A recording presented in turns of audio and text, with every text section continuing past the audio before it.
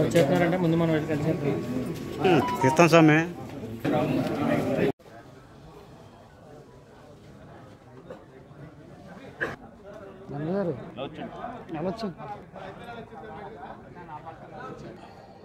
Telugu Desam party రాష్ట్ర BC నాయకుడు గంటా త్రిమూర్తులు గారి యొక్క ఆధ్వర్యంలో మరి ఆయన భీమవరంలో ఎక్కడ ఇల్లు కాలిపోనా, ఎక్కడ వైద్య సహాయం కావాలన్నా, పేదవారికి ఎటువంటి మరి పనిచేయాలన్నా సరే ఆయన ముందు ఉంటారు. ఆయన యొక్క భార్య నాగలక్ష్మి గారు మరి ఇక్కడికి వచ్చారు. త్రిమూర్తులు గారు ఇటీవల మరి కాలు జారి ఇంటికాడ ఉండడం వల్ల ఆయన ఎంపీ రఘురామకృష్ణరాజు గారిని కలవకపోవటం జరిగింది. ఆయన శ్రీమతి నాగలక్ష్మి గారిని మరి ఇక్కడికి పంపించి గౌరవంగా మరి ఆయన కలిసి ఆయన మిత్ర బృందం వెంకటేశ్వర గారు, యలమంచిల శ్రీను గారు, వినాయక్, రమణ, మేమంతా కలిసి మాదాస్ కనకదుర్గ గారు మరి మేమంతా కలిసి వచ్చి ఆయన్ని నాగలక్ష్మి గారి ఆధ్వర్యంలో గజమాల వేసి ఆయన సన్మానించడం జరిగింది. రఘురామకృష్ణరాజు గారికి భవిష్యత్తులో మంచి జరగాల, ఇంకో ఉన్నత స్థాయికి రావాలని చెప్పేసి మేమంతా కోరుకుంటూ మనసావాచ కోరుతున్నాం. సంక్రాంతి శుభాకాంక్షలు. ఈరోజు మన ఎంపీ గారు అయినటువంటి రఘురామకృష్ణరాజు గారిని కలవడానికి మేమందరం కూడా పార్టీ తరఫు నుంచి, తెలుగుదేశం పార్టీ తరఫు నుంచి మన గంటా త్రిమూర్తి గారు చిన్న యాక్సిడెంట్ అవడం వల్ల ఆయన రావడానికి అవకాశం లేదు కాబట్టి ఆయన సతీమణి నాగలక్ష్మి గారు, అలాగే కనకదుర్గ గారు, అలాగే మా పార్టీ బృందం అంతా కూడా వైజాగ్ బాబు గారు, వినయ్ గారు, మన శ్రీనివాస్ గారు, బొమ్మడి ప్రసాద్ గారు మొత్తం అంతా కూడా ఇక్కడ నుంచి పార్టీ తరఫు నుంచి రావడం, వారిని కలవడం. ఈ గంటా త్రిమూర్తులు గారు ఏంటంటే సేవా కార్యక్రమాలు చాలా చేస్తూ ఉంటారు. ఈరోజు ఆయన రఘురామకృష్ణ గారు కాలు భీమవరంలో అడుగుపెట్టగానే ఆయన భీమవరం నుంచి ఆయన ఇంటి వరకు కూడా భారీ ఎత్తున ఎంతో ఘనంగా తీసుకురావాలనుకున్నారు. కానీ ఆయన టైంకి ఆరోగ్యం బాగుపడడం వల్ల రాలేకపోయారు. ఆయన ఈరోజు గజమాలతోటి ఆయన భార్య నాగలక్ష్మి గారు ఆ బృందంతో కలిసి మేమందరం కూడా వారిని గజమాలతో సత్కరించడం జరిగింది. మాకు చాలా సంతోషంగా ఉంది.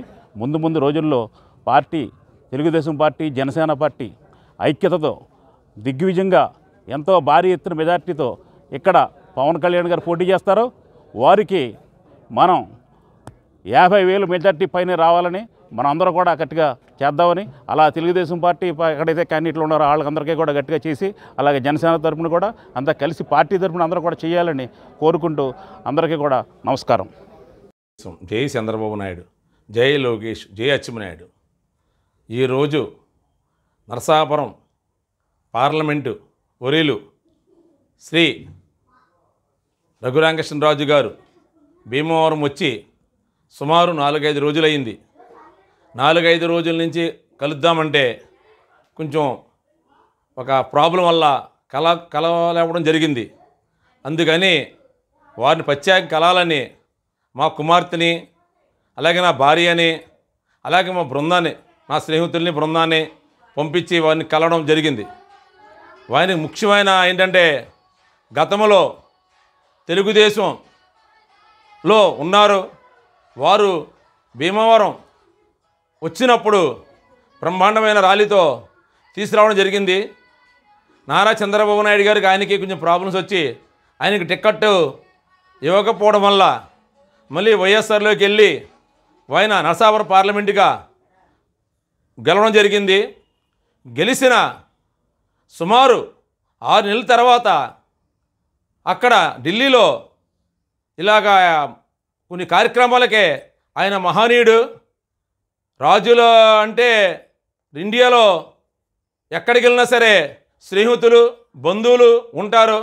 అదేవిధంగా ఢిల్లీలోని ఈయన ఎంపీ అయిన ఢిల్లీలో చాలా పెద్దలను వెళ్తూ ఉంటే ఈ ఒక మన రాష్ట్ర ముఖ్యమంత్రి వర్యులు జగన్మోహన్ రెడ్డి రఘురామకృష్ణరాజు అనే వ్యక్తి మన ఎంపీ మనకు చెప్పకుండా వాళ్ళని కలవడం ఏంటి, వెళ్ళకూడదని ఆయన మీద కండిషన్ పెట్టడం జరిగింది.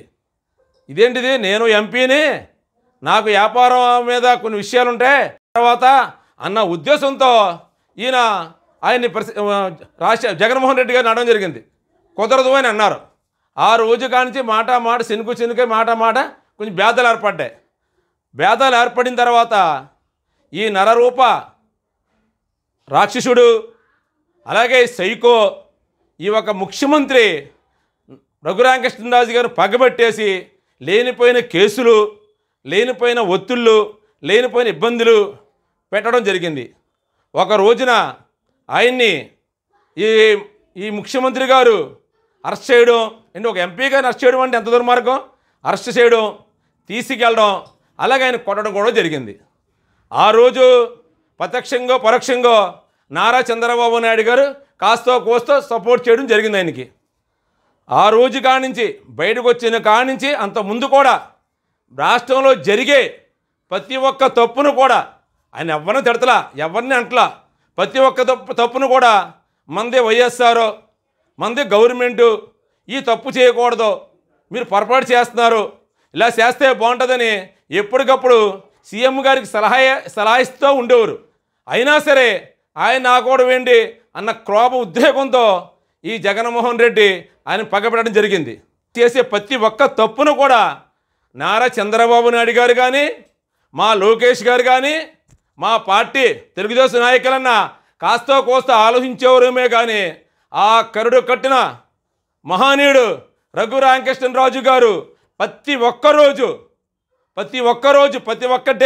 నిమిషం కూడా ఈ రాష్ట్రంలో ఉన్న వైఎస్ఆర్ కాంగ్రెస్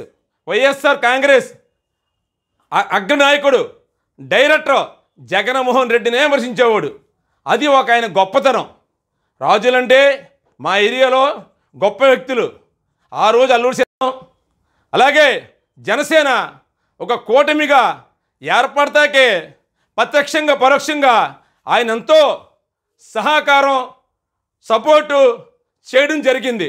అలాగే ఇంకొక చిన్న విషయం, మొన్న మా ముఖ్యమంత్రులు నారా చంద్రబాబు నాయుడు గారిని ఈ సైకో ముఖ్యమంత్రి అరెస్ట్ చేసినప్పుడు లోకేష్ గారిని కూడా అరెస్ట్ చేయాలని పంతం పెట్టాడు. లోకేష్ గారు ఢిల్లీ వెళ్ళడం, ఢిల్లీలో రఘురామకృష్ణరాజు గారు ఈయన కలిసిమెలిసి తిరగడం, అలా అన్ని విధాలుగా ఆ రోజు కూడా చంద్రబాబు నాయుడు గారు లోకేష్ గారికి బాగా దగ్గర సపోర్ట్ చేశారు. అందుకే రఘురామకృష్ణరాజు గారు అంటే మా అందరికి కూడా ఎనలేని అభిమానం. జై చంద్రబాబు నాయుడు, జై లోకేష్, జై అచ్చెన్నాయుడు.